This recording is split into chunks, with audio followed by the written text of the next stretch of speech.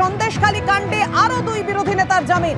BJP নেতা বিকাশ সিং ও ISF নেত্রী আয়েশা বিবি জামিন পেলেন। গতকাল হাইকোর্টে আপনারা জানেন সিপিএম নেতা নিরাপদ সর্দারের পর আরো দুই বিরোধী নেতার জামিন হয়। আর আজকে এই মুহূর্তে যে খবর পাওয়া যাচ্ছে সন্দেশখালী কাণ্ডে আরো দুই বিরোধী নেতার জামিন হলো। বিজেপি নেতা বিকাশ সিং ও আইএসএফ নেত্রী আয়েশা বিবির কথা বলবো। আমাদের সঙ্গে রয়েছেন আমাদের প্রতিনিধি সুকান্ত মুখোপাধ্যায়। সুকান্ত, জানাও আমাদের বিস্তারিত।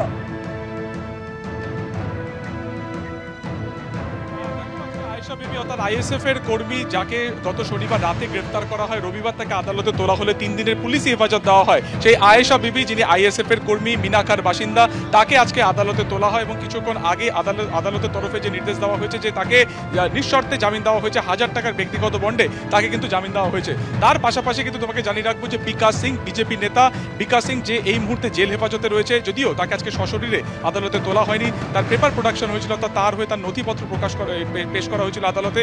তার ক্ষেত্রেও কিন্তু এই একই অর্ডারই বহাল রাখেন, অর্থাৎ তাকেও কিন্তু 1000 টাকার ব্যক্তিগত বন্ডে জামিন দেওয়া হয়েছে। আমরা দেখেছি গতকালকে নিরাপদ সর্দার অর্থাৎ সিপিএম এর এই নেতা গতকাল কলকাতা হাইকোর্ট থেকে তাকে জামিন দেওয়া হয় এবং সেক্ষেত্রে যে যুক্তি ছিল যে 10 তারিখের অভিযোগ তার এফআইআর কি করে তার একদিন আগে হয়, ঠিক যে যুক্তিতে কালকে কলকাতা হাইকোর্টের তরফে নিরাপদ সর্দারের জামিন মঞ্জুর করা হয়, ঠিক এই একই যুক্তি কিন্তু আজকে আয়েশা বিবি অর্থাৎ আইএসএফ কর্মী সন্দেশখালী মামলাতে যাকে গ্রেফতার করা হয়েছিল গত শনিবার, তার ক্ষেত্রে তার আইনজীবীরা প্রস্তুত করেন। ঠিক একই রকমভাবে কিন্তু বিকাশ সিং এর ক্ষেত্রেও একই রকম বক্তব্য কিন্তু পেশ করা হয় কলকাতা হাইকোর্টের এই বক্তব্যকে সামনে রেখে এবং দুপক্ষের বক্তব্য শোনার পরে কিন্তু দুজনকেই 1000 টাকার ব্যক্তিগত বন্ডে জামিন দেওয়া হয়েছে। দুজনকে আজকেই ছাড়া হবে এমনটাই কিন্তু এখনো পর্যন্ত আদালত সূত্রে খবর। এবং আজকে আয়েশা বিবিকে তোলার আগে আমরা দেখেছিলাম যে কলকাতা একেবারে এই আদালতের ঠিক বাইরে, বসিরহাট আদালতের বাইরে আইএসএফ এর কর্মীরা সেখানে কিন্তু তারা নিঃশর্তে জামিন দিতে হবে আয়েশা বিবিকে, এমনই বক্তব্য তারা কিন্তু রেখেছিলেন। তারা কিন্তু অ্যাজিটেশন বা বিক্ষোভ দেখান এবং কিছুক্ষণ আগে দু তরফেই যে বক্তব্য শোনা হয়, অবশেষে আয়েশা বিবি আইএসএফ এর কর্মী এবং বিকাশ সিং বিজেপির এই যে নেতা, তাকেও যে যিনি ইতিমধ্যে জেল হেফাজতে রয়েছেন, এই দুজনকে 1000 টাকার ব্যক্তিগত বন্ডে কিন্তু জামিন দিল বসিরহাট আদালত।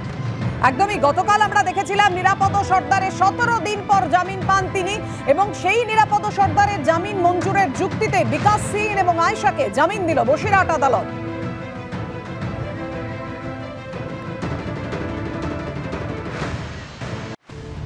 সন্দেশখালীর প্রাক্তন সিপিএম বিধায়ককে ধরতে অতি তৎপর পুলিশ।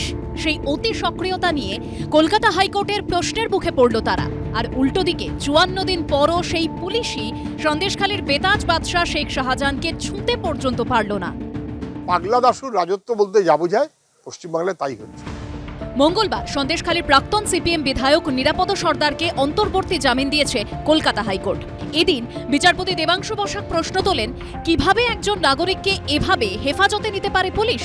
কেন এই পুলিশ আধিকারিকদের এক্ষুনি গ্রেপ্তার করা হবে না? এতদিন হেফাজতে আছেন নিরাপদ সর্দার, কে এই ক্ষতিপূরণ দেবে? এরপরে বিচারপতি বলেন, এটা অত্যন্ত বিস্ময়কর যে এই ধরনের একটা অভিযোগের ভিত্তিতে কিভাবে একজন নাগরিককে গ্রেপ্তার করা হলো।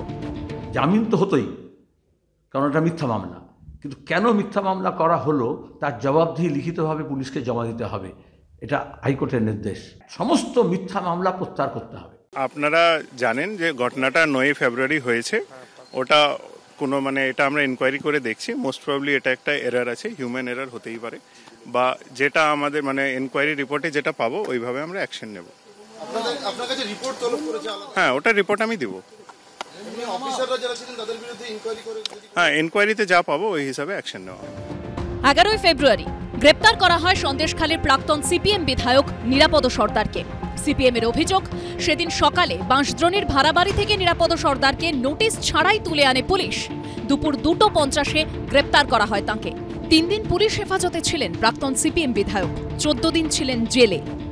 সন্দেশখালীতে সরকার চেঞ্জ হওয়ার পর থেকেই এই চক্রান্ত একাধিকবার করা হয়েছে। উনি যখন 11 সাল থেকে 16 সাল পর্যন্ত এমএলএ ছিলেন, তখন একাধিকবার ওনার মুখ বন্ধ করার চেষ্টা করা হয়েছিল এবং শারীরিকভাবে নানান রকমেরভাবে অত্যাচার করা হয়েছিল এবং একটা সময় গিয়ে বাড়ির উপরে এরকম আক্রমণ হয়েছিল যে বাড়ি ছেড়ে চলে আসতে বাধ্য হয়েছিলাম আমরা পরিবার সমেত। অন্যায় করে আটকে রেখেছে, শুধু কি প্রাক্তন বিধায়ককে ধামাচাপা দেওয়ার জন্য সেখানকার সাধারণ মানুষকে ভয় দেখানো হচ্ছে, মিথ্যা কেসে জড়িয়ে দেওয়া হচ্ছে।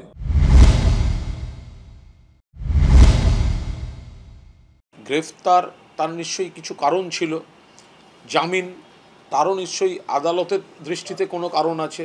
এগুলো একটা আইনি প্রক্রিয়া, এটা মূলত প্রশাসন গোটা বিষয়টি দেখে। এর ওপর বাড়তি কোনো মন্তব্য করব না। সব মিলিয়ে সন্দেশখালীর প্রাক্তন সিপিএম বিধায়কের ক্ষেত্রে পুলিশের ভূমিকা নিয়ে এখন জোর বিতর্ক। ঝিলম করঞ্জাই, রাজীব চৌধুরী ও প্রসূন চক্রবর্তীর রিপোর্ট, এবিপি আনন্দ।